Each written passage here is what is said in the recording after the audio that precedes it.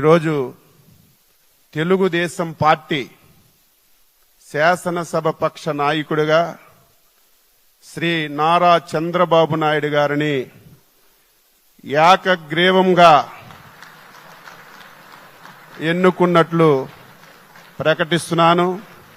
మీరందరూ కూడా మీ యొక్క హర్ష ఆమోదాన్ని తెలియజేసి తెలుగుదేశం శాసనసభ్యులందరూ నిల్చొని ఒకసారి మీరు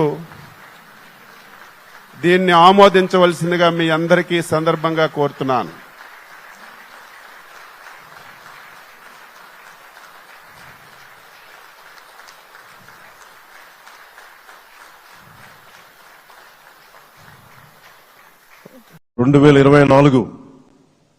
ఆంధ్రప్రదేశ్కి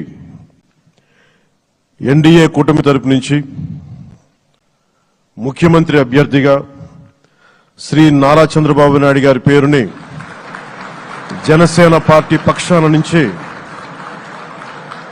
మేము బలపరుస్తున్నాం.